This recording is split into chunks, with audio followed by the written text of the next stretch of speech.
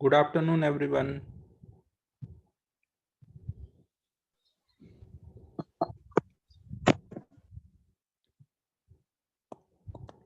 Last time मैंने homework दिया था, तो पहले उसके डाउट डिस्कस कर लिए जाए, फिर आगे करते हैं ना।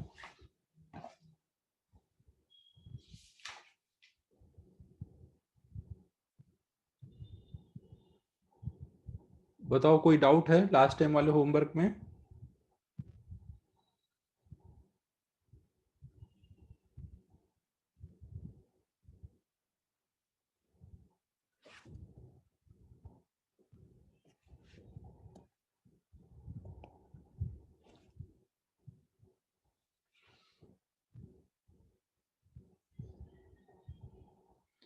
होमवर्क में डाउट नहीं है तो फिर आगे करते हैं।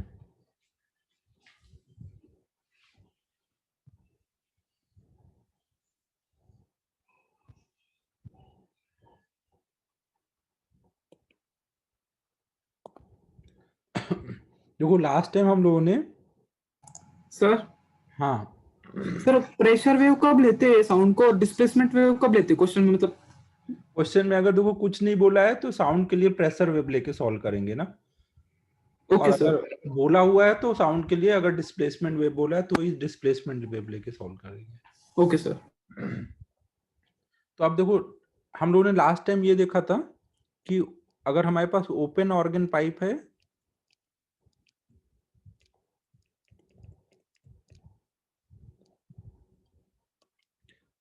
तो इससे सारी फ्रीक्वेंसी आती हैं, जहाँ पे n क्या है, इंटीजर्स है ना, 1 2 3 ऐसे है, और इसकी फंडामेंटल फ्रीक्वेंसी क्या रहती है, v/2l। मैंने ये जो डायग्राम बनाया हुआ है, ये डिस्प्लेसमेंट वेव का मैंने ग्राफ डायग्राम बनाया ना। प्रेशर वेव का इसका उल्टा डायग्राम होगा। और क्लोज्ड ऑर्गन पाइप के लिए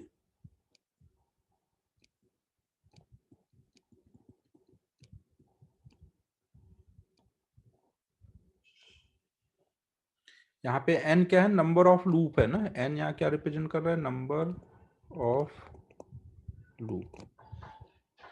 क्लोज्ड ऑर्गन पाइप होगा तो वहां पर फंडामेंटल का ये डायग्राम होगा, और फंडामेंटल की वैल्यू होगी v/4l। और कोई भी टाइम पे नंबर ऑफ फ्रीक्वेंसी की वैल्यू निकालनी है तो 2n/f0, जहाँ पे n क्या होगा, वहां पे नंबर ऑफ लूप। यही आया था ना अपना, हाफ लूप होगा तो f0 आएगा। हाँ ठीक है। तो अब इस पे कुछ प्रॉब्लम करने थे, प्रॉब्लम कर लेते हैं, फिर हम लोग आज डॉपलर इफेक्ट स्टार्ट करेंगे, लास्ट टॉपिक इस चैप्टर का। तो इस पे प्रॉब्लम करते हैं। प्रॉब्लम में पहले तो एक हम लोग इलुस्ट्रेशन ही करेंगे, इलुस्ट्रेशन नंबर 28 करते हैं। मैं बता रहा हूँ क्वेश्चन क्या है। देखो, इसमें ये बोला गया है, for a certain organ pipe 3 successive resonant frequencies are observe ना। कोई सर्टेन ऑर्गन पाइप लिया गया है, अब वो हो सकता है क्लोज्ड हो या ओपन हो, और उसके लिए 3 सक्सेसिव फ्रीक्वेंसीज दी हैं, 4 2 5 5 9 5 और 7 6 5। ये अपने क्लास वर्क वाली कॉपी में नोट कर लेना ना सभी लोग ये क्वेश्चन। और स्पीड ऑफ साउंड यहाँ पर 340 है ना। ये हमारे 3 सक्सेसिव फ्रीक्वेंसीज है। तो आपको बताना है कि ये जो पाइप है, ये ओपन ऑर्गन पाइप है या फिर क्लोज्ड ऑर्गन पाइप है, और दूसरा फंडामेंटल फ्रीक्वेंसी कितनी होगी और लेंथ कितनी होगी ट्यूब की। ठीक है, क्वेश्चन सबको क्लियर है?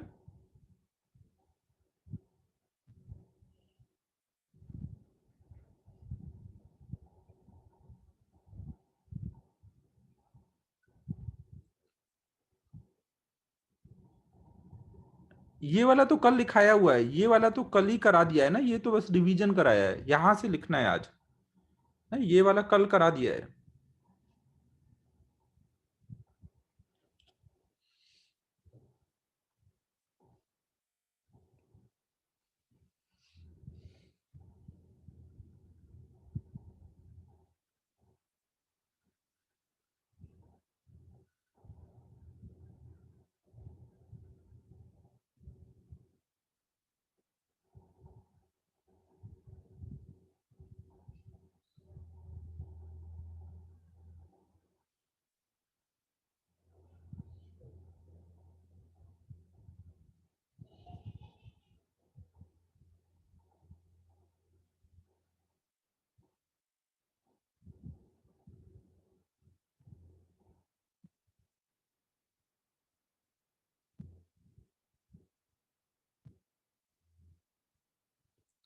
ठीक है, तो आप देखो यहाँ पे क्या चेक करोगे, अगर ये ओपन ऑर्गन पाइप होगा तो इनका रेशियो क्या आएगा,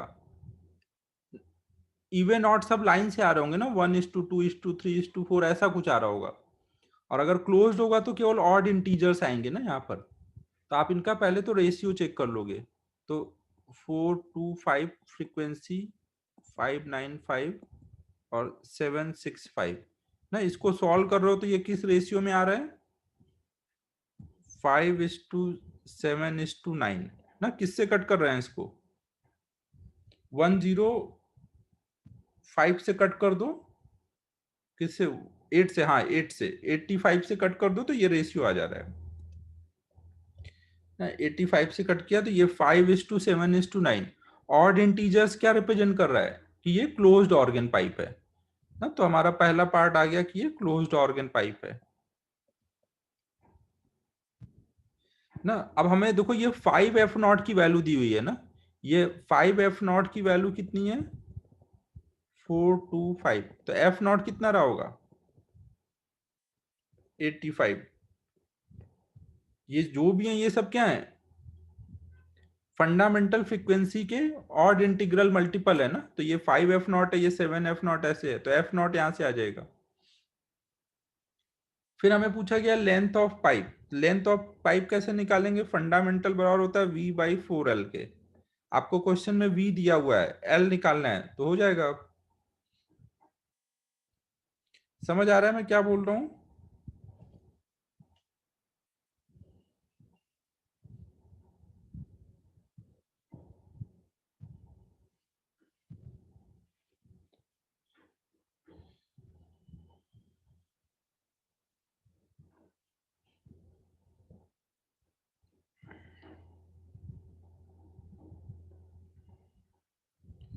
फिर नेक्स्ट नेक्स्ट प्रॉब्लम करते हैं, अगले पेज पे चलूं।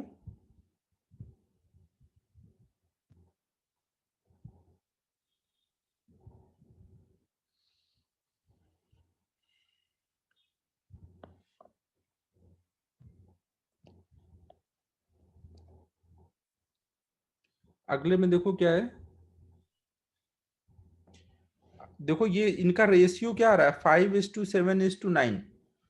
अगर ओपन ऑर्गन पाइप होती तो क्या आता है, F0, 2F0, 3F0, odd even सब आते ना, सारे इंटीजर्स आते ना।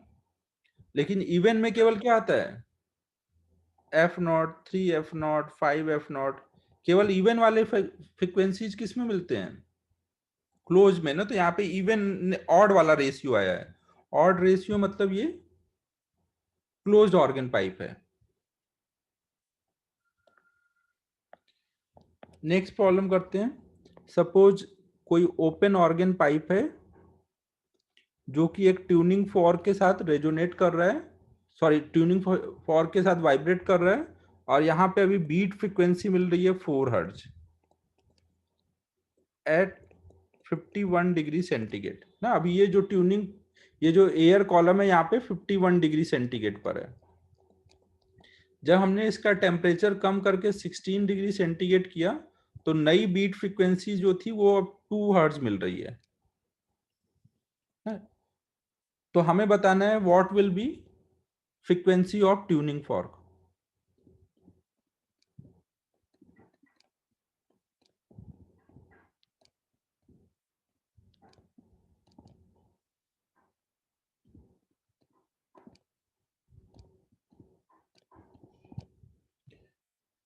समझ लो ना, ट्यूनिंग फॉर्क की कुछ फ्रीक्वेंसी रही होगी और ये इसके साथ ओसिलेट कर रहा है। तो पहले हमें 51 डिग्री पे 4 हर्ट्ज मिल रहे हैं। फिर हम टेम्परेचर कम करेंगे तो यहाँ का वी वगैरह चेंज होगा। अगर वी चेंज होगा तो यहाँ की फ्रीक्वेंसी चेंज होगी। तो नई फ्रीक्वेंसी के अकॉर्डिंग नया बीट कितना मिल रहा है, 2 हर्ट्ज का। तो हमें बताना है कि क्या यहाँ पे ट्यूनिंग फॉर्क की पॉसिबल फ्रीक्वेंसी होगी।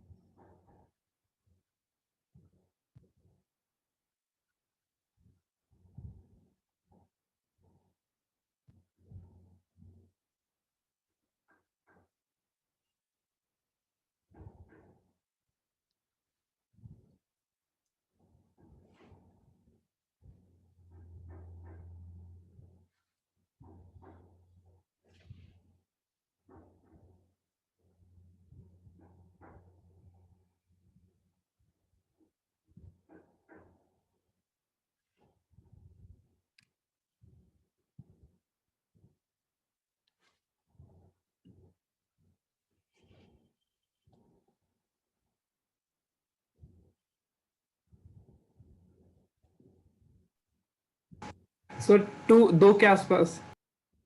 2 के आसपास आ रही है, 2 के आसपास नहीं नहीं यार, बीट फ्रीक्वेंसी 2 आई है तो वो थोड़ी 2 रहा होगा। चेक करते हैं। देखो यहां पर मान लेते हैं हमें ट्यूनिंग फॉर्क की फ्रीक्वेंसी कुछ एफ है और इसकी ऑर्गन पाइप की फ्रीक्वेंसी क्या रही होगी, कुछ एन एफ नॉट। ये किसी मोड में ऑसिलेट कर रहा होगा ना, ये किसी मोड में ऑसिलेट कर रहा होगा, हमें नहीं पता ये किस मोड में ऑसिलेट कर रहा है। तो हमने मान लिया कुछ एन लूप बने होंगे और एफ नॉट की ये ऑर्गन पाइप की है ना, और ये ट्यूनिंग फॉर्क की फ्रीक्वेंसी कुछ हमने एफ मानी है। एफ नॉट की वैल्यू क्या होगी, वी बाई 2L, जहां पे एल इसकी कुछ लेंथ रही होगी। और v की वैल्यू कितनी होती है, यहाँ पे साउंड वेव की स्पीड है ना, साउंड वेव की स्पीड क्या होती है, gamma R T by M ना, जो भी यहाँ पे एयर रही होगी उसमें स्पीड का ये फॉर्मूला होगा। अब अगर मैं टेम्परेचर कम करूंगा तो ये फ्रीक्वेंसी कम होगी ना। अगर मैंने टेम्परेचर 51 से 16 किया तो ये फ्रीक्वेंसी जो रहेगी वो कम हो जाएगी ना। समझ आ रहा है मैं क्या बोल रहा हूँ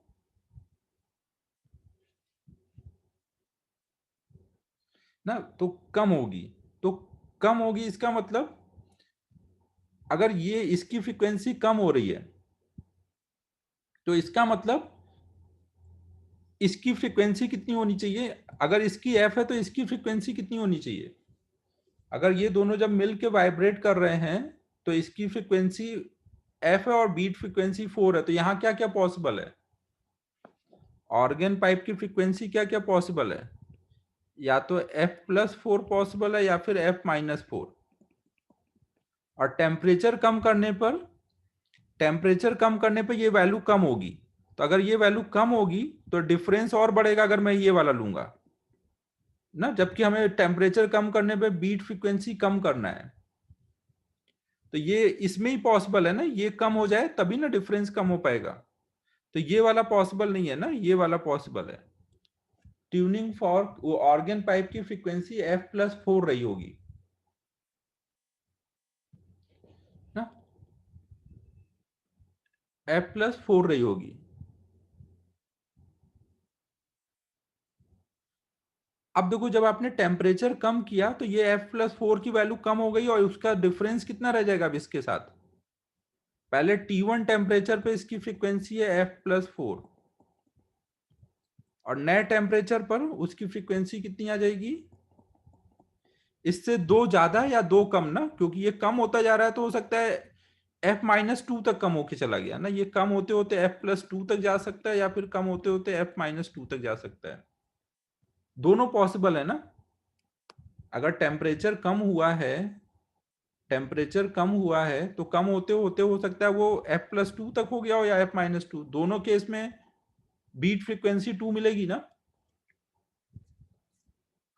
ये बात समझ आ रही है, टेम्परेचर कम होने पर 2 पॉसिबिलिटी होंगे। तो नई फ्रीक्वेंसी जो f2 है वो क्या है, या तो f+2 है या फिर f-2 है। और हमें पता है जो भी ये फ्रीक्वेंसी होंगे वो किस रेशियो में होंगे, टेम्परेचर के डायरेक्टली प्रोपोर्शनल होंगे ना। हम बोल सकते हैं f1/f2 ना, यहाँ पे मोड ऑफ ऑसिलेशन नहीं चेंज होगा ना, नंबर ऑफ लूप नहीं चेंज होते, केवल स्पीड चेंज हुई है तो एफ चेंज हुआ है। तो f1/f2 को हम लिखेंगे T1/T2। तो एक बार हम इसको लेंगे f+4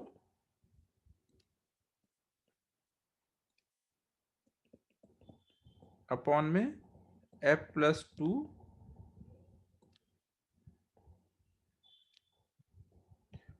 और f+4 अपॉन में f-2, ये 2 पॉसिबिलिटी लेके सॉल्व करेंगे। तो यहाँ पे ट्यूनिंग फॉर्क के 2 पॉसिबल फ्रीक्वेंसी आएंगे। अब इसका रेशियो कितना हो जाएगा, ये √T1/T2 की वैल्यू कितनी आएगी, ये सेंटीग्रेड में दिया है ना, हमें केल्विन में लिखना पड़ेगा। केल्विन में करेंगे तो ये कितना आ जाएगा, 273 + 51 अपॉन में 273 + 16, तो ये आ रहा है कुछ 18/17 ना, ये बराबर हो जाएगा f+4 अपॉन f+2। एक बार इसको लेके सॉल्व करो तो एक आंसर आएगा ना, ऐसे क्वेश्चन मल्टीपल करेक्ट में आ सकते हैं ना। और f+4 अपॉन f-2 लेके सॉल्व करेंगे तो इससे एक आंसर आएगा। क्या क्या आंसर आ रहे हैं दोनों बता दो, मैं लिख देता हूँ। सॉल्व कर लिया किसी ने?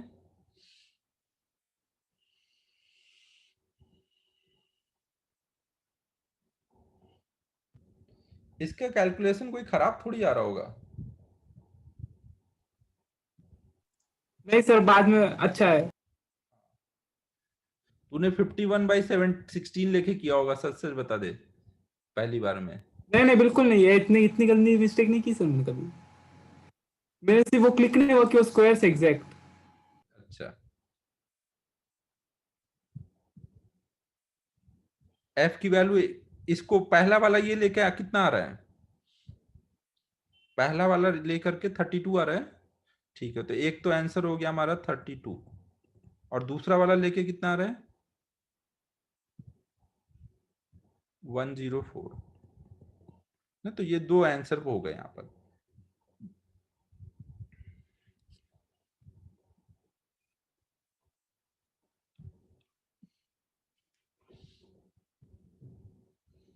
नोट कर लो सभी, फिर एक और प्रॉब्लम कर लेते हैं।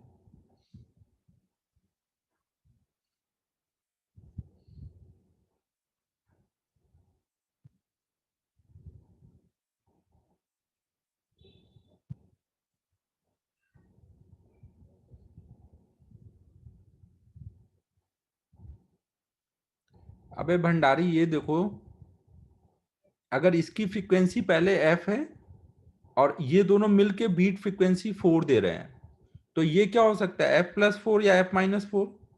और टेम्परेचर कम कर रहे हो तुम, टेम्परेचर कम करने पे बीट फ्रीक्वेंसी कम हो रही है, तो ये वाला अगर लोगे f-4 तो ये कम होगा ना, ये कम होगा तो डिफरेंस इसके साथ बढ़ जाएगा, तो बीट फ्रीक्वेंसी बढ़ेगी ना। यहाँ पे देखो नई बीट फ्रीक्वेंसी कम हुई है, पहले 4 थी बाद में 2 है।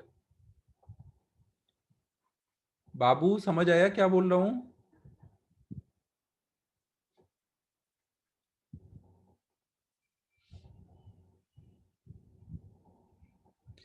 नोट हो गया?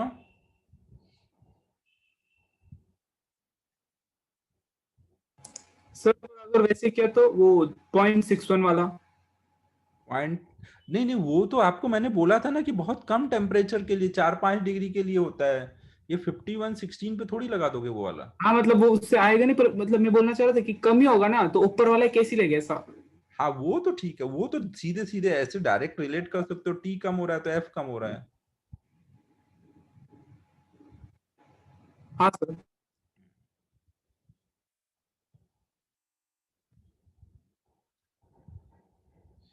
अगर जरूरत होगी तब बायनोमियल लगाओ ना, अगर सीधे सीधे सॉल्व हो रहा है, अप्रोक्सीमेशन की जरूरत नहीं है तो क्यों अप्रोक्सीमेशन लगाओगे?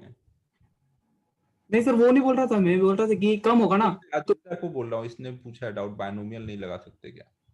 नहीं सर, मैं भी मतलब वो f+2 ही होगा ना सिर्फ, ऐसा बोल रहा था मैं, f2। f+2 ही होगा? नहीं नहीं, क्योंकि वो आपको तो नहीं पता ना कि जब आपने टेम्परेचर 51 से 16 किया है तो ये कम होता गया है, कितना कम हुआ है हम कैसे पता करें? तो अब ये कम होते होते f+2 भी हो सकता है, f-2 भी हो सकता है, दोनों केस में बीट फ्रीक्वेंसी 2 मिलेंगी ना, तो हमें हाँ दोनों सर। प्रोबेबिलिटी लेके चलनी पड़ेगी। नहीं, ये दो पॉसिबल आंसर हम बोलेंगे उसमें।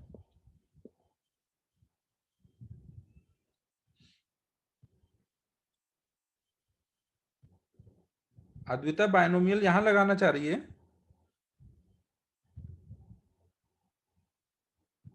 तो यहाँ पे तो ये सीधे सीधे परफेक्ट स्क्वायर बन रहे हैं, तो डायरेक्ट सॉल्व करो ना, क्यों बायनोमियल लगाओगे? अगर कैलकुलेशन में दिक्कत आ रही है तब फिर कुछ सोचो ऐसा बायनोमियल लगाने का।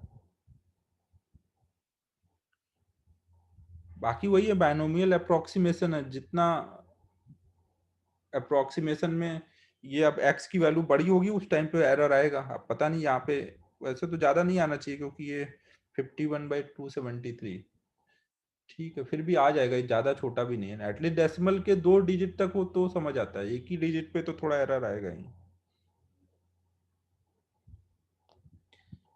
चलो अब नेक्स्ट प्रॉब्लम करते हैं।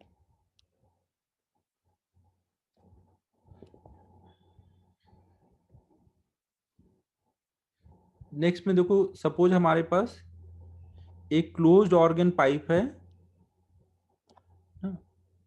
जिसमें स्पीड ऑफ साउंड कुछ दिया है 330 मीटर पर सेकेंड और frequency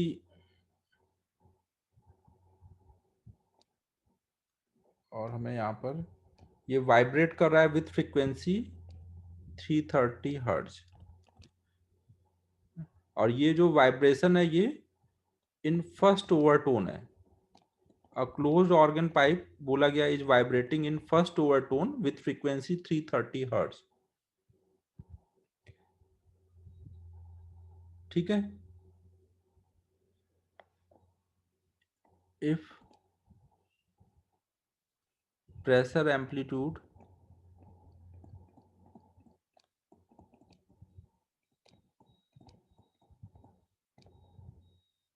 at antinode is delta P naught, then find part 1 length of organ pipe, second pressure amplitude,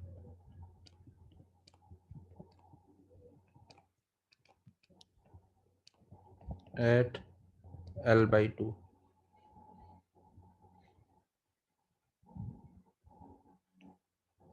question सबको समझ आ रहा है? एक क्लोज्ड ऑर्गन पाइप है, वो फर्स्ट ओवरटोन में वाइब्रेट कर रही है और फर्स्ट ओवरटोन की फ्रीक्वेंसी दी है 330 हर्ट्ज, स्पीड ऑफ साउंड दिया है 330 मीटर पर सेकेंड और एंटी नोड पर प्रेशर एम्पलीट्यूड दिया है डेल्टा पी नॉट। तो लेंथ निकालना है और L/2 पे प्रेशर एम्पलीट्यूड कितना होगा वो बताना है। L/2 पे हमें नहीं पता नोड है, एंटी नोड है या बीच का कोई पॉइंट है, तो उस हिसाब से आपको देखना है क्या है और उस हिसाब से प्रेशर एम्पलीट्यूड बताना है।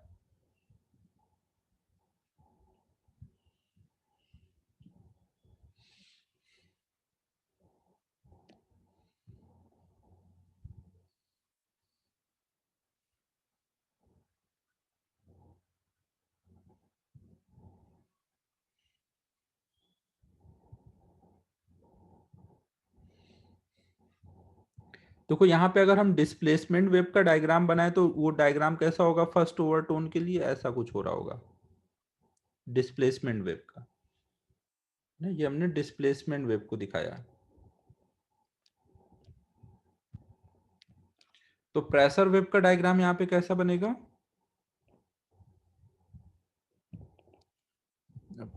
प्रेशर वेव में उल्टा हो जाएगा ना।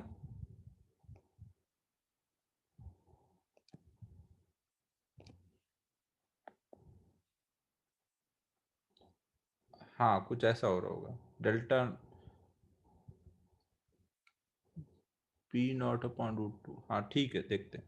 तो अब देखो यहाँ पे क्या है, हमें एक तो लेंथ निकालनी है। हमें पता है कि यहाँ पे ये टोटल ये कितना हो रहा होगा, ये पूरी लेंथ 3λ/4 आ रहा होगा ना। ये λ/2 प्लस λ/4, 3λ/4, 3λ/4 हमारा पूरा L के बराबर है।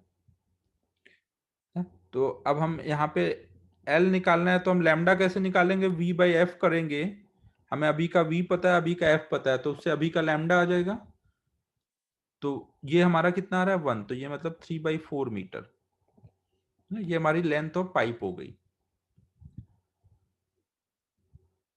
फिर देखो हमें बोला गया L/2, यहां पर हमें पूछा गया प्रेशर एम्पलीट्यूड कितना है ना। एंटी नोड कहीं यहां पर है ना, इधर से अगर आप देखोगे तो L/4 पे एंटी नोड है प्रेशर का, L/2 पे नहीं है प्रेशर एंटी नोड। तो अब आपको चेक करना पड़ेगा वहां पे कितना आ रहा होगा प्रेशर का एम्पलीट्यूड।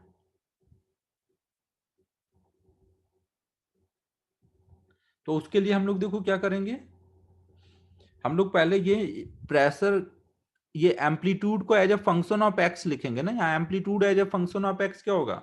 अगर हम इसको x = 0 बोलें तो इसको हम क्या बोल सकते हैं? Delta P equal to, pressure amplitude केवल लिख रहे हैं, डेल्टा पी नॉट इंटू ये कॉस थीटा का ग्राफ है ना। ये समझ आ रहा है ना, ये कॉस थीटा का ग्राफ है।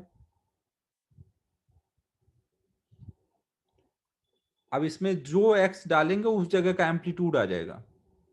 अब इसमें जिस जगह का हम x डालेंगे उस जगह का एम्पलीट्यूड आ जाएगा। ना, x इक्वल टू 0 डालोगे तो यहाँ का आ जाएगा ना, ये एंटी नोड है तो यहाँ का एम्पलीट्यूड पी नॉट आ जाएगा, डेल्टा पी नॉट। तो यहाँ पे हम लोग डाल देते हैं delta P not into cos के, मतलब कितना होता है 2 पाई/लैम्डा, और x कितना है l/2। l/2 मतलब l कितना है 3 λ/4, तो l/2 कितना हुआ 3 λ/8। समझ आ रहा है सभी को? l/2 डाला ना, l की वैल्यू 3 λ/4 है तो l/2 डाल दिया 3 λ/8। तो अब इससे लैम्डा लैम्डा कट गया, 2 से ये कट गया, 3 पाई/4 ना, 3 पाई/4 मतलब माइनस, यहाँ पे कोई सेंस नहीं है ना, आप ये एम्पलीट्यूड का मैग्नीट्यूड देखते हैं ना, वो प्लस में माइनस में उससे मतलब नहीं है।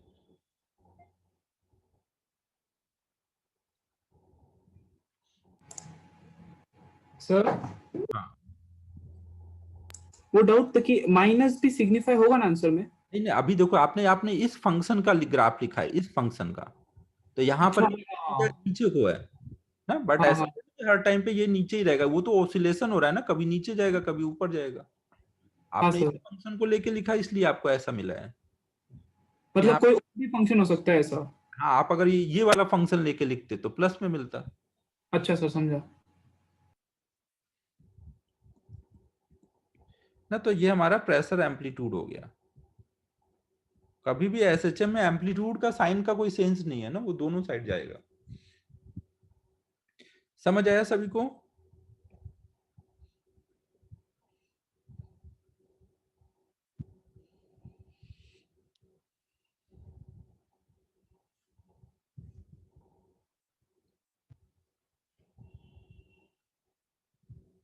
अब नेक्स्ट हम लोग देख रहे हैं एंड करेक्शन। ये नोट कर लो, फिर अगले पेज पे देखते हैं।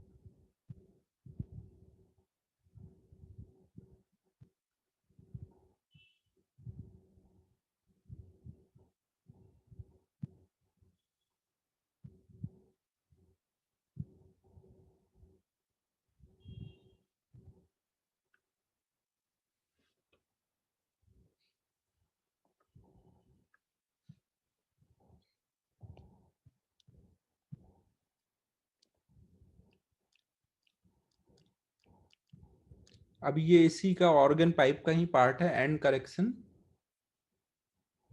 तो ये एंड करेक्शन क्या होता है? जैसे हमने बोला कि कोई भी हम ऑर्गन पाइप ले रहे हैं तो उसमें एंड पे नोड या एंटी नोड मिलेगा। हम डिस्प्लेसमेंट वेव का डायग्राम बना रहे हैं, तो हमने बोला कि भाई यहाँ पे एंड पर एंटी नोड मिलेगा,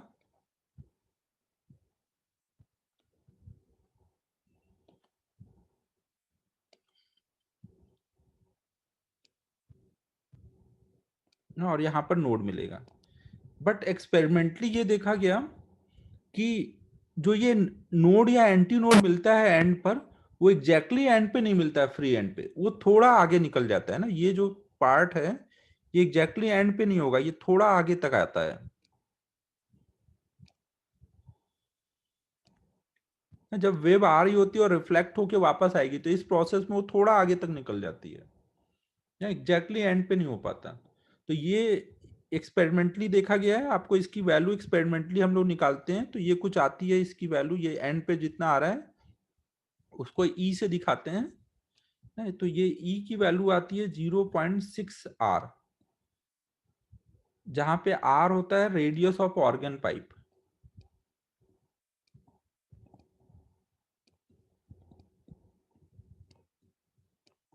ये आपको बस याद रखना है, जब भी क्वेश्चन में बोला जाएगा कि radius of organ pipe given है, तो आप एंड करेक्शन यूज करोगे, नहीं गिवन है तो नहीं यूज करोगे। या तो क्वेश्चन में बोल दिया जाएगा कि एंड करेक्शन लेना है तो लो, अदरवाइज नहीं लेंगे। तो इसका मतलब देखो क्या हुआ, अगर इसकी पाइप की लेंथ एल है तो अभी तक जैसे हम बोलते थे कि भाई ये पूरी लेंथ λ/2 है, तो λ/2 जो है वो एल के बराबर नहीं है, वो l+2e के बराबर है ना। और इस वाले केस में देखोगे तो λ/4 l+e के बराबर है। इसमें दोनों साइड करेक्शन ऐड करेंगे और इसमें एक साइड ऐड करेंगे, तो इससे हमारा यहाँ पे लैम्डा की वैल्यू 2l+2e आए। तो फंडामेंटल फ्रीक्वेंसी जो है वो v/2l की जगह 2l+2e आएगा। यहाँ पर लैम्डा हमारा 4l+e,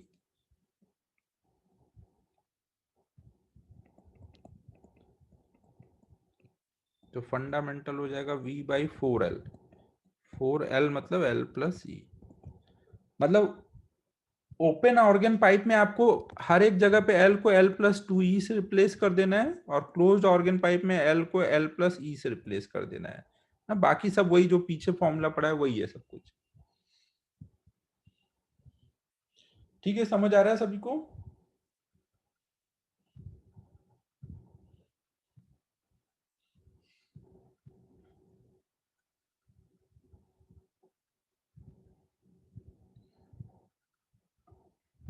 ये नोट कर लो, फिर इस पे एक छोटा सा और कॉन्सेप्ट बचा है वो कर लेते हैं, फिर हम लोग डॉप्लर इफेक्ट शुरू करेंगे, लास्ट टॉपिक।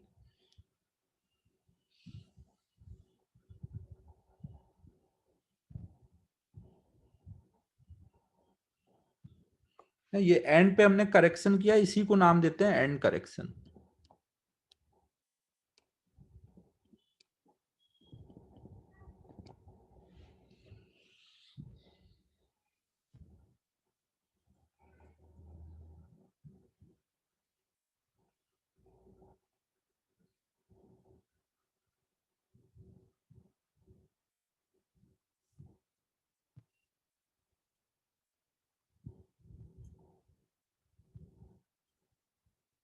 आज नहीं हो पाएगा वेव ऑप्टिक्स, अभी डॉपलर इफेक्ट बचा हुआ है ना।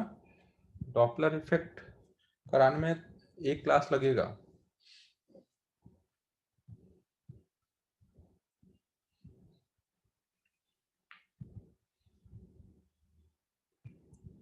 अब कोई जल्दीबाजी करने की जरूरत ही नहीं, अपने पास ज्यादा सिलेबस बचा ही नहीं है, आराम आराम से ही करेंगे हम लोग। वेब लगभग खत्म ही है, फिर वेब ऑप्टिक्स है 4 लेक्चर ज्यादा से ज्यादा, फिर मॉडर्न फिजिक्स है, फिर 2 वीक वो ज्यादा से ज्यादा लगेगा। फिर थोड़ा मेंस के टॉपिक है वो करा लेंगे, टाइम है तो वो भी इस बार मेंस भी अच्छे से कराऊंगा।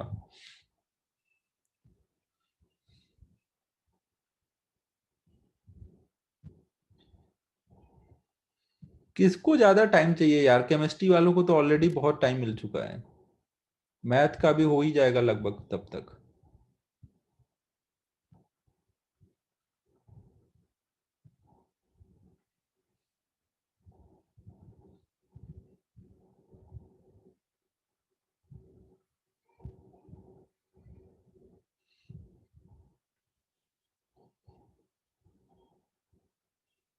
मेरा तो हो जाएगा दिवाली के पहले मोस्ट प्रोबेबली। मेंस का टॉपिक बचेगा, मेंस वाला फिर मैं दिवाली के बाद या दिवाली वैकेशन में पढ़ा दूंगा, देखूंगा क्या करना है।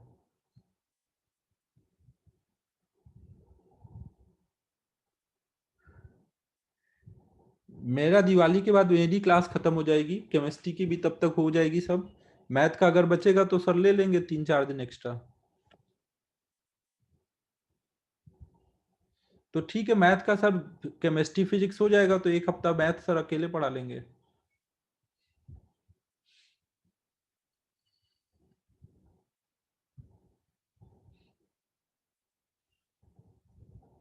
वैसे भी क्रैकर्स वगैरह क्या छोड़ना, पॉल्यूशन फैलेगा, तुम लोग पढ़ाई करना घर पे, पूजा कर लेना अच्छे से फिर पढ़ाई करना।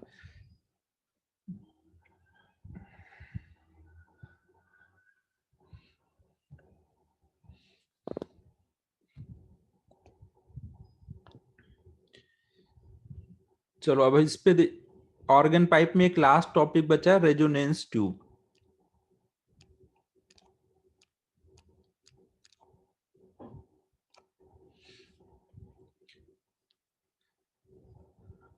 अब रेजोनेंस ट्यूब का कॉन्सेप्ट समझने के लिए पहले हम लोग एक छोटा सा कॉन्सेप्ट समझते हैं। अगर मान लो हमारे पास एक पाइप है और यहाँ पे हमने एक कोई पिस्टन लगाया हुआ है जो मूव कर सकता है।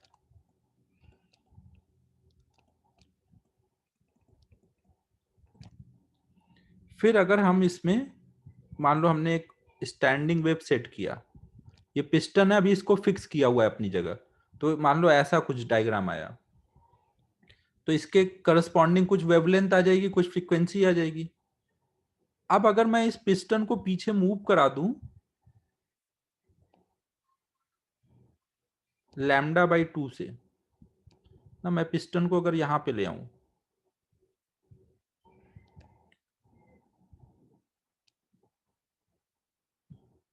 तो ऐसा कुछ डायग्राम बनाया।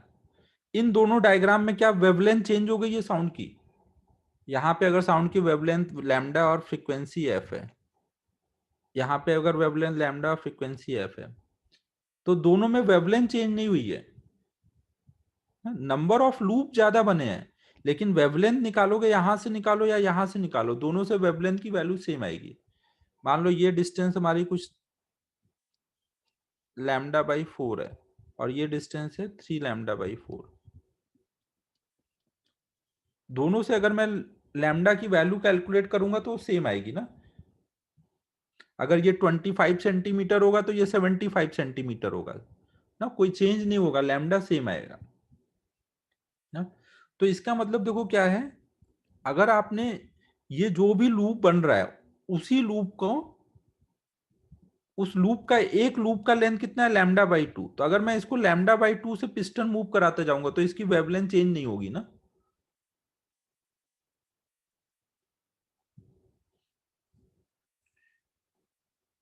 अगर मैंने पिस्टन को कहीं बीच में यहां रोका होता तो फिर मैं कुछ भी कर लूं, अब इसमें जो भी स्टैंडिंग वेव बनेगा वो अलग फ्रीक्वेंसी का होगा, इन दोनों का फिर फ्रीक्वेंसी अलग हो जाता। अगर मैं इसको यहां ना करके यहां कहीं रखता तो फिर चाहे फर्स्ट ओवरटोन होता है या फंडामेंटल होता, कोई भी टोन होता, वो इससे मैच नहीं कर पाता। समझ आ रहा है सभी को? अगर हम पाइप की लेंथ λ/2 से बढ़ाते हैं तो उस सिचुएशन में फ्रीक्वेंसी और वेवलेंथ चेंज नहीं होती है।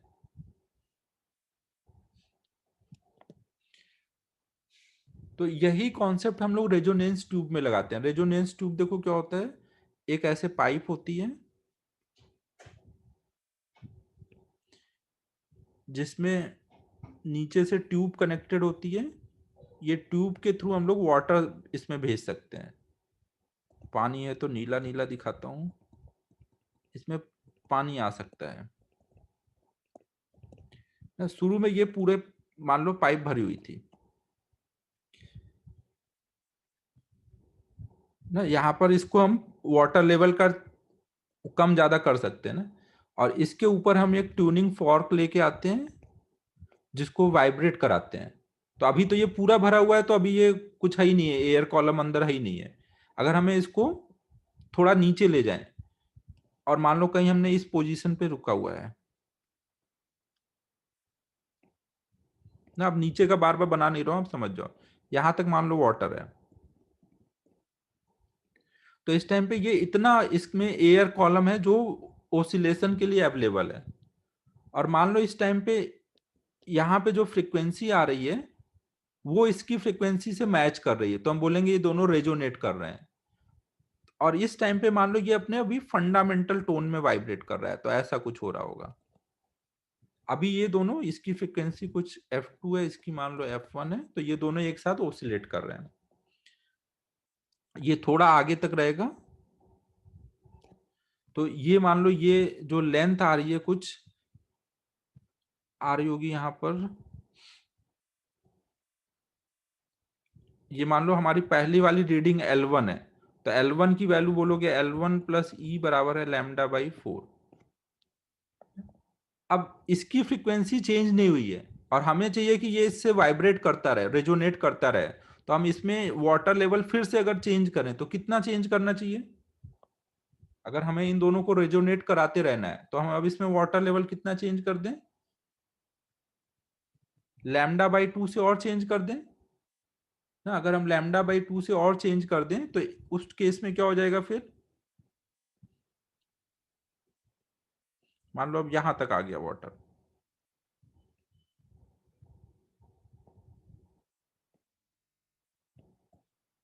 ना, तो अगर हमने इसको लैम्डा बाई 2 लेंथ से और नीचे किया तो उसके वजह से यहाँ पे वेवलेंथ जो बन रही है उसमें कोई चेंज नहीं आएगा वेवलेंथ की वैल्यू पे, तो फ्रीक्वेंसी भी चेंज नहीं होगी, तो फिर से ये इसके साथ ऑसिलेट करेगा ना, फिर से यहाँ पर ओसिलेशन होगा। अगर मान लो नई ये जो रीडिंग है ये कुछ L2 है ना, यहाँ पे देखो इसमें स्केल बना रहता है इस पे ना, तो हम रीडिंग देखते हैं वाटर लेवल कहाँ पर है, तो ये रीडिंग नोट कर लेते हैं ये L1 है, अगली बार की रीडिंग हमने L2 ली ना। ये एक्सपेरिमेंट अगर मौका मिला तुम लोगों को इस साल तो एक्सपेरिमेंट कराया जाता है ये 3 लैम्डा बाई 4।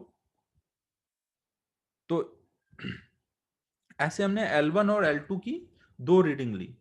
अब अगर हम चाहें तो इसका यूज करके हम एंड करेक्शन वगैरह यहाँ पे निकाल सकते हैं। देखो हम यहाँ पे बोल सकते हैं L2 प्लस ई बराबर 3 लैम्डा बाई 4 की जगह क्या डाल सकते हैं ऊपर वाली इक्वेशन से, L1 प्लस ई, तो ये आ जाएगा L2 plus E equal to 3L1 plus 3e, तो यहाँ पे आ जाएगा 2e equal to L2 minus 3L1, तो एंड करेक्शन आ जाएगा L2 माइनस 3L1 अपॉन में 2 ना। ऐसे करके निकालते हैं तो ये देखा जाता है कि रेडियस के प्रोपोर्शनल आता है, और उससे हम लोग समझ लेते हैं फिर प्रोपोर्शनलिटी कांस्टेंट 0.6 है। ठीक है, क्लियर है।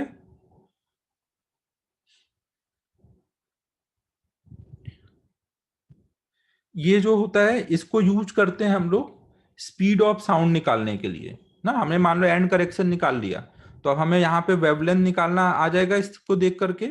फ्रीक्वेंसी जो ट्यूनिंग फॉर्क की होगी वही फ्रीक्वेंसी होगी यहाँ पे साउंड की, फ्रीक्वेंसी पता होगी वेवलेंथ पता होगी, तो हम स्पीड ऑफ साउंड निकाल सकते हैं ना। रेजोनेंस ट्यूब जो होता है ये स्पीड ऑफ साउंड कैलकुलेट करने के लिए एक्सपेरिमेंट करते यूज करते हैं एक्सपेरिमेंटली। सर हाँ, ये रेजोनेंस क्या होता है? रेजोनेंस मतलब जब दो सोर्स ऑसिलेट कर रहे हैं दोनों की फ्रीक्वेंसी सेम है, तो इसी चीज को बोलने का तरीका है कि दोनों रेजोनेंस कर रहे हैं। Okay sir.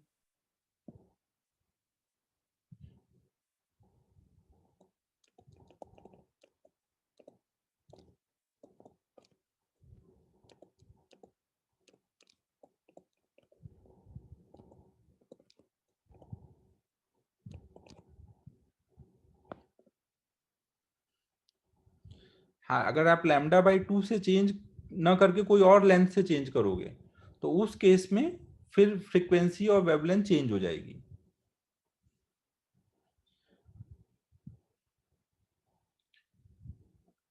ना, अगर हम कोई और से करेंगे तो चेंज हो जाता है फिर।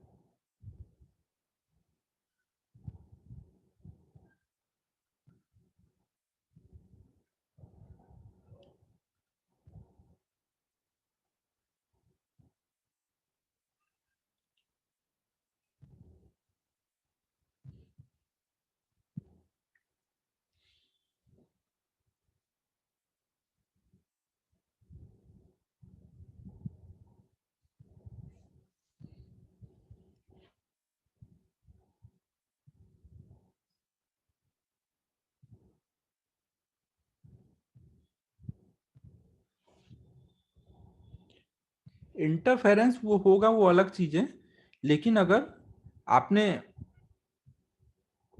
इसमें कितना एयर कॉलम रखा हुआ है उसके अकॉर्डिंग इसमें जो स्टैंडिंग वन वेव बनेगा उसकी कुछ पॉसिबल फ्रीक्वेंसीज होंगी। अगर वही पॉसिबल फ्रीक्वेंसी इससे मैच कर रही है, इसकी फ्रीक्वेंसी कुछ है, तो वही वाली अगर यहाँ मैच करेगी तभी यहाँ पे रेजोनेंस हो पाएगा। उसके अलावा कोई और फ्रीक्वेंसी होगी तो हाँ स्टैंडिंग वेव वो सेट ही नहीं हो पाएगा ना। एक अगर हमने पाइप ले ली है तो उस पाइप में कोई पर्टिकुलर वेवलेंथ की फ्रीक्वेंसी स्टैंडिंग वेव बन पाती है ना, हर एक वेवलेंथ की नहीं बन पाती है। अगर हमने यहाँ फ्रीक्वेंसी फिक्स कर दी तो मतलब वेवलेंथ फिक्स कर दी, वेवलेंथ फिक्स कर दी तो अब हमें इसमें कुछ ही टाइप के लूप बन पाएंगे, वही हमें रीडिंग लेनी रहती है।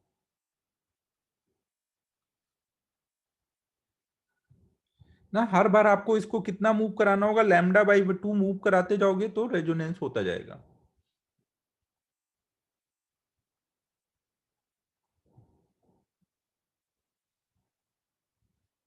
ठीक है, क्लियर है सबको?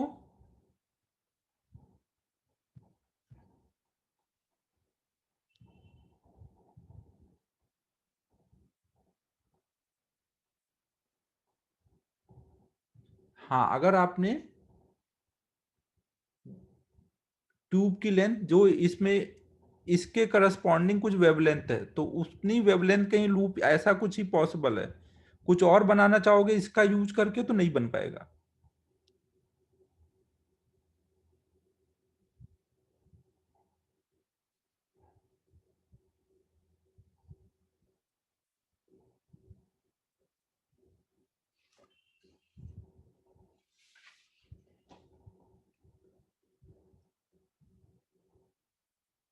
λ/2 की जगह अगर कोई और लेंथ चेंज करोगे तो रेजोनेंस नहीं हो पाएगा, वेवलेंथ चेंज हो जाएगी, फ्रीक्वेंसी चेंज हो जाएगी।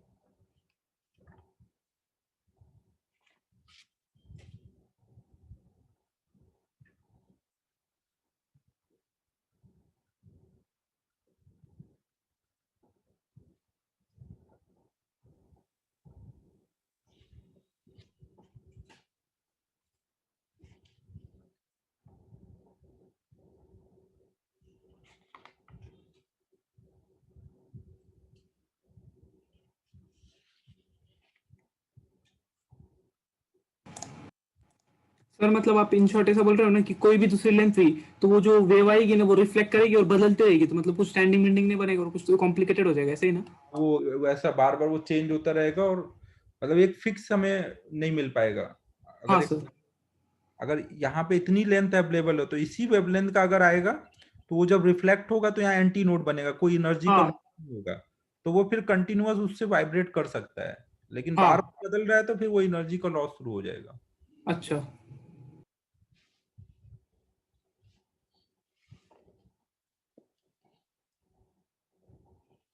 अब इस पे एक क्वेश्चन करते हैं।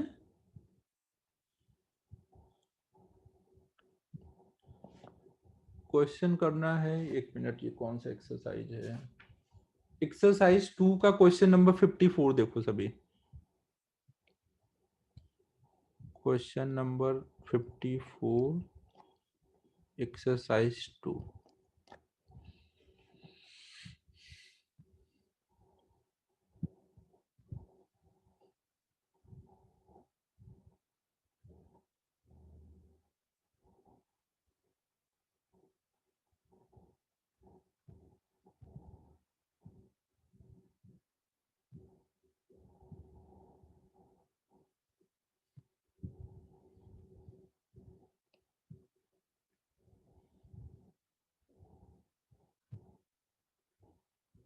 54 में बस आपको देखो क्या दिया हुआ है कि जब रीडिंग 0.1 मीटर है तब वो ट्यूनिंग फॉर्क के साथ फंडामेंटल टोन में वाइब्रेट कर रहा है। मतलब हमें L1 प्लस ई की वैल्यू दी हुई है, सॉरी L1 की वैल्यू दी हुई है। L1 की वैल्यू 0.1 मीटर है, और अगली बार फर्स्ट ओवरटोन में वाइब्रेट करेगा तब की वैल्यू L2 की वैल्यू दी हुई है। तो एंड करेक्शन निकालना है। हमने अभी देखा ना, एंड करेक्शन क्या कितना आता है, L2 माइनस 3 L1 अपॉन में 2E। फॉर्मूला याद नहीं रखना है, 2 ना, आपको वो फिगर बना के तुरंत लिख लोगे ना। L1 प्लस ई बराबर यहाँ पे क्या था, λ/4, और L2 प्लस ई बराबर था 3 λ/4 ना, और इससे ई का एक्सप्रेशन लिख लेंगे। अब इनकी वैल्यू डाल दो।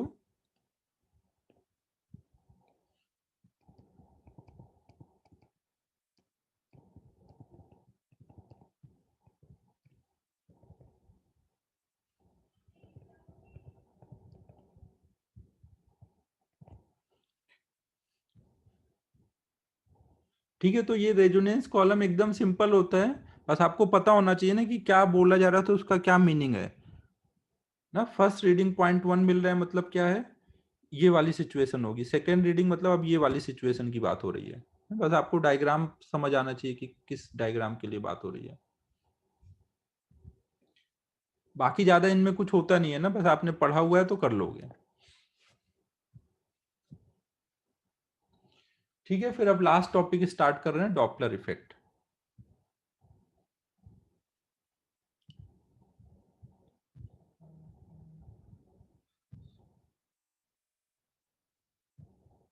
देखो ये जब आप लैब में एक्सपेरिमेंट करोगे ना, तो आप देखोगे ना कि जब ये जिस फ्रीक्वेंसी का है उसी फ्रीक्वेंसी का जब यहाँ स्टैंडिंग वेव बनेगा, तो उस टाइम पे आपको साउंड की इंटेंसिटी ज्यादा मिलेगी, आपको साउंड सुनाई पड़ेगा ना, क्योंकि एनर्जी का जब लॉस नहीं होगा तब जाकर के आप तक साउंड आ पाएगा ना। अगर रेजोनेट नहीं कर पा रहा होगा मतलब, तो वहां पे एनर्जी का लॉस शुरू हो जाता है, तो वो फिर आपको साउंड सुनाई नहीं पड़ेगा। तो आपको लैब में एक्सपेरिमेंट करना रहता है, एयर ये वाटर लेवल हम चेंज करते जाते हैं और इसको ओसिलेट कराते हैं। अचानक से जहां साउंड की वैल्यू बढ़ती है वहां रुक जाते हैं ना, उस टाइम पे क्या होगा, इसका यहाँ जो ओसिलेशन का वजह से एनर्जी का लॉस नहीं हो रहा है, ये दोनों मैच कर रहे हैं, तो साउंड की इंटेंसिटी बढ़ जाती है। जब टकराने में ही लॉस हो जाता है तो फिर वहां पे इंटेंसिटी कम होती है, तो सुनाई नहीं पड़ता हमें। तो आपको ऐसे 2 बार रुकना पड़ेगा और ऐसे L1 L2 निकालना पड़ेगा, फिर ऐसे कर लोगे सॉल्व। सर वो आवाज पानी में भी जाती है क्या? हाँ, आवाज कुछ इंटेंसिटी तो पानी में भी जाएगी ना। हाँ सर। बाकी रेजोनेंस मतलब सिंपल, अभी ये बस आप इतना समझो कि दोनों का फ्रीक्वेंसी सेम है। अब हम लोग वेव का सबसे इंटरेस्टिंग और लास्ट टॉपिक शुरू कर रहे हैं, डॉपलर इफेक्ट।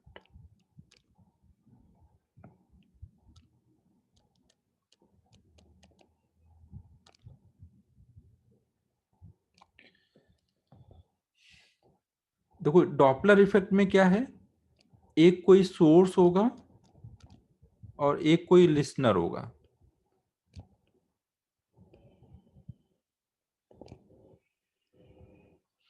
तो सोर्स जो भी साउंड निकाल रहा होगा उसकी कुछ फ्रीक्वेंसी होगी, मान लो वो कुछ एफ नॉट फ्रीक्वेंसी का साउंड निकाल रहा है, तो इसको जो साउंड सुनाई पड़ेगा वो फ्रीक्वेंसी कुछ एफ है।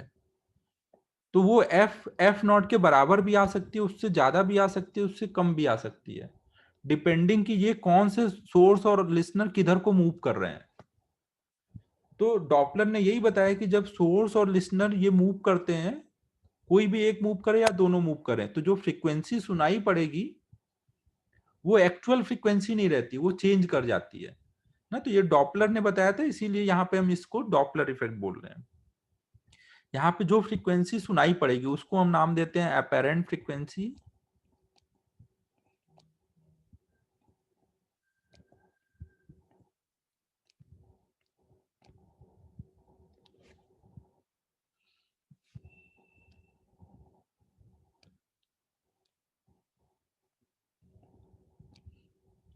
एफ नॉट को यहाँ बोलते हैं actual frequency,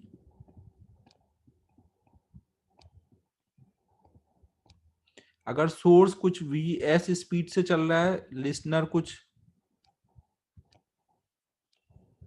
V L speed से चल रहा है, और स्पीड ऑफ साउंड यहाँ पर कुछ वी नॉट है, वी नॉट यहाँ पर स्पीड ऑफ साउंड है,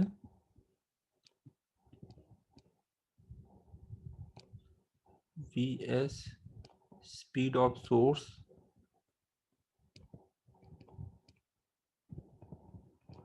V L speed of listener है।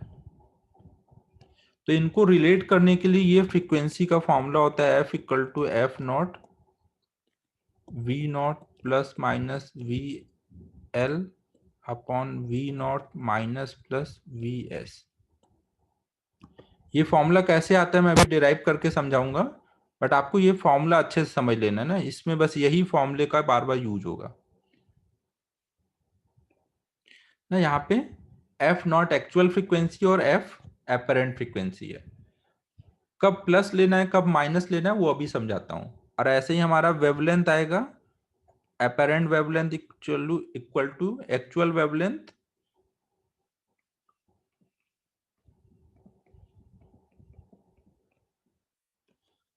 इसको मैंने इससे रिलेट करके ऐसे लिख दिया ना, ऊपर बस VL 0 है इसमें लैम्डा वाले में ना, माइनस लगाया है, इसका मतलब ये ऊपर जाएगा, ये V0 नीचे आएगा, बट याद रखने में इजी रहेगा इसलिए ऊपर वाले से रिलेट करके -1 लगा के लिखा हुआ है ना। एक्चुअल में ये ऐसे है।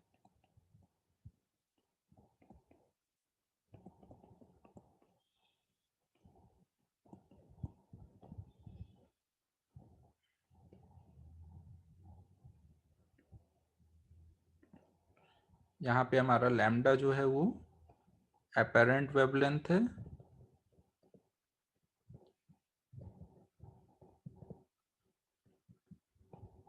और लैम्डा नॉट एक्चुअल वेवलेंथ है।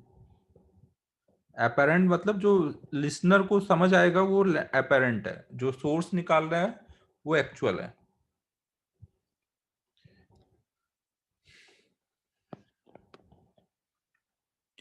यहाँ पे देखो दो साइन है, यहाँ पे हम प्लस माइनस ना बोल के अपर और लोअर साइन बोलेंगे ना। लिसनर का अपर साइन प्लस है, सोर्स का अपर साइन माइनस है ना। लिसनर का लोअर साइन माइनस है और सोर्स का लोअर साइन प्लस है। तो कोई के लिए भी अपर साइन कब आएगा यहाँ पर? अपर साइन हम तब यूज करते हैं चाहे वो लिसनर के लिए हो या सोर्स के लिए हो, जब वो अप्रोच करेगा दूसरे को। अप्रोच के टाइम पे हम अपर साइन यूज करेंगे। अप्रोच मतलब वो जब दूसरे के टूवर्ड्स जा रहा है। अगर दूसरे से अवे जा रहा है तो लोअर साइन यूज करेंगे ना, जब रिसीड कर रहा होगा तो उस टाइम पर हम लोग लोअर साइन यूज करते हैं। अब इस चीज को मैं क्वेश्चन लेके समझाता हूं, फिर इसका डेरिवेशन करते हैं। नोट कर लो इसको। इस पे एक क्वेश्चन 100% एग्जाम में आएगा इस फॉर्मूले पर।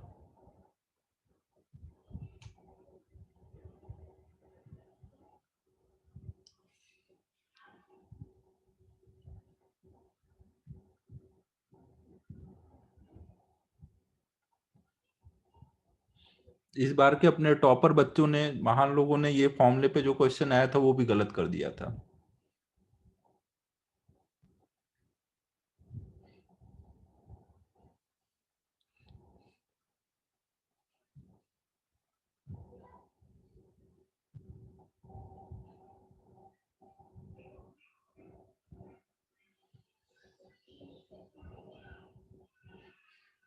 अब क्या बोले यार, अब अगर ये सब भी तुमसे नहीं सही होगा तो कहाँ से तुम रैंक एक्सपेक्ट कर रहे हो कि 500 आ जाएगी या अंडर 500 आ जाएगी।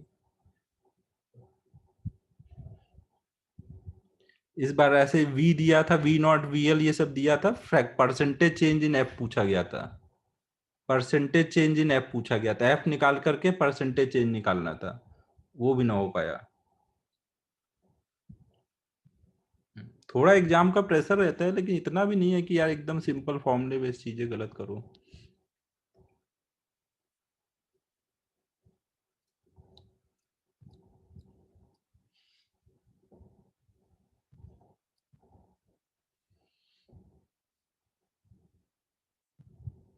एडवांस की बात कर रहा हूँ भाई, एडवांस की। मेंस में तो इतना मुझे को याद भी नहीं कि इसने क्या किया था। एडवांस का देख रहा है। ये दोनों में आता है, मेंस एडवांस दोनों में, ये इस पे जरूर से क्वेश्चन आएगा।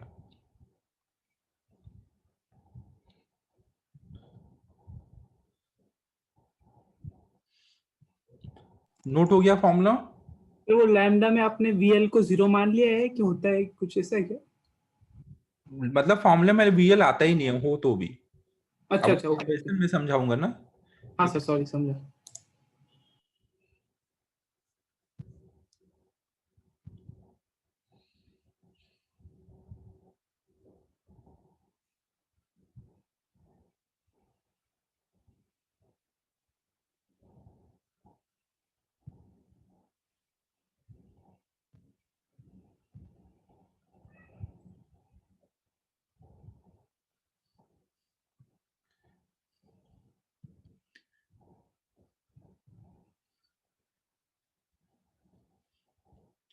श्लोक के संगति का असर हो गया मेरे पे भी, कलर वलर चेंज करके लिखने लग गया हूं मैं भी।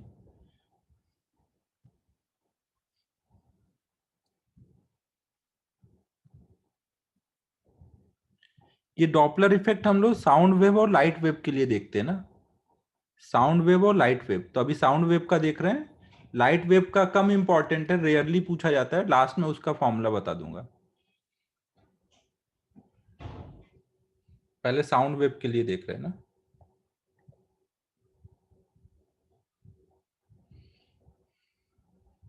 यहां लिख देता हूं ना, फॉर साउंड वेव।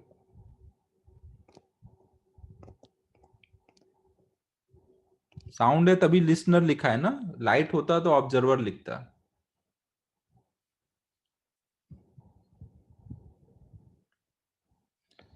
देखो इंग्लिश में कितना एक्सपर्ट हो गया हूं मैं। तो अब देखो इसको हम लोग यूज करना समझते हैं, वो लाइट के लिए देखेंगे ना। देखो अब यहां पर अगर मान लो हमारा सोर्स है, लिसनर है, दोनों इधर को जा रहे हैं, ये इधर को VL से जा रहा है, ये VS से जा रहा है ना, और V not speed of sound है। अगर ये F नॉट फ्रीक्वेंसी निकाल रहा है तो FL की, तो F इसको कितना सुनाई पड़ रहा होगा, तो हम कैसे लगाएंगे, F equal to F not V, यहाँ पे प्लस माइनस VL था ना। अब देखो VL देखेंगे, VL क्या कर रहा है, इस वेलोसिटी की वजह से वो सोर्स से दूर जाएगा या पास आएगा। VL की वजह से क्या हो रहा है, दूर जा रहा है, पास आ रहा है सोर्स से। VL की वजह से केवल देखना है, VL की वजह से तो दूर जाएगा ना, मतलब रिसीड हो रहा है, रिसीड हो रहा है तो लोअर साइन देंगे। लिसनर का लोअर साइन कौन सा है, माइनस, तो यहाँ पे माइनस VL लगाएंगे, अपॉन में V नॉट, फिर सोर्स के लिए minus plus, wow very good Raj, फिर V naught minus plus VS। तो अब VS की वजह से क्या हो रहा है, अप्रोच हो रहा है, रिसीड हो रहा है, सोर्स जो है वो लिसनर के पास जा रहा है या दूर जा रहा है। तो source it is going towards listener ना, राज की तरह मैंने भी पूरा सेंटेंस बना दिया। तो ये उसकी तरफ अप्रोच कर रहा है ना, जब अप्रोच कर रहा होगा तो upper sign, upper sign source के लिए क्या था, माइनस था, तो ये आ जाएगा। सोर्स का अपर साइन माइनस है, ध्यान रखना ना, लिसनर का अपर साइन प्लस है। तो यहाँ पर अब इनकी सबकी वैल्यू डाल दूंगा, अपेरेंट फ्रीक्वेंसी आ जाएगी ना। तो ऐसे हर एक केस के लिए हम लोग एक्सप्रेशन बना सकते हैं। मान लो एक इधर जा रहा है, एक इधर जा रहा है, एफ नॉट एक्चुअल फ्रीक्वेंसी है, तो लिसनर को कितनी सुनाई पड़ रही है ये निकालना है। तो एक्सप्रेशन क्या आ जाएगा, F equal to F not V not, VL इस बार अप्रोच कर रहा है तो उसका अपर साइन क्या होगा उसका, प्लस। सोर्स भी अप्रोच कर रहा है तो सोर्स का अपर साइन है माइनस।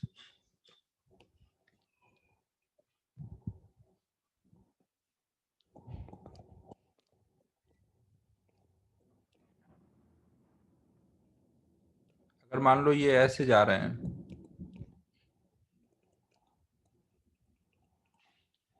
तो यहाँ पे एफ इक्वल टू आ जाएगा F not V not, listener का VL की वजह से क्या हो रहा है, रिसीड हो रहा है ना, तो लोअर साइन, लिसनर का लोअर साइन क्या है, माइनस। सोर्स भी रिसीड कर रहा है, सोर्स VS की वजह से रिसीड कर रहा है, तो उसका लोअर साइन है प्लस।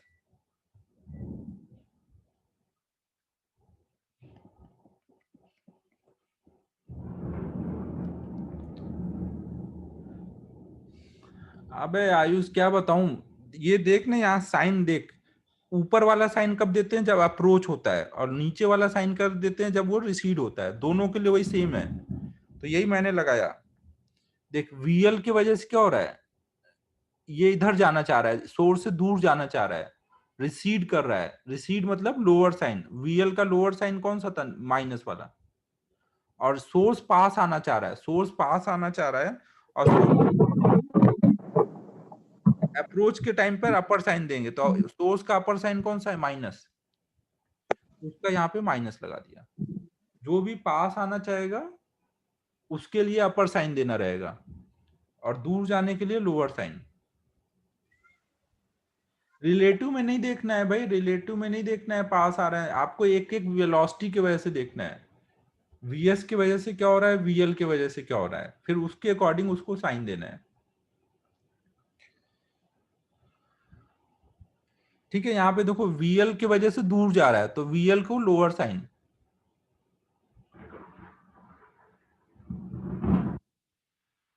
अबे आर्यन, वो VL VS का नेट देखने लग गया था, VL ज्यादा होगा तो फिर वो दूर जाने लग जाएगा ना। फालतू के डाउट मत पूछ भाई। देखो VL जो है, VL की वजह से दूर जा रहा है, VL की वजह से दूर जा रहा है, तो VL को कौन सा साइन दोगे? Lower sign. जिसके वजह से जो हो रहा होगा उस हिसाब से साइन देना है। सोर्स की वजह से भी दूर जा रहा है तो उसका लोअर साइन, उसका लोअर साइन क्या है? प्लस। समझ आ रहा है कैसे साइन कन्वेंशन यूज होगा? एक ये केस बचता है, दोनों ऐसे जा रहे हैं,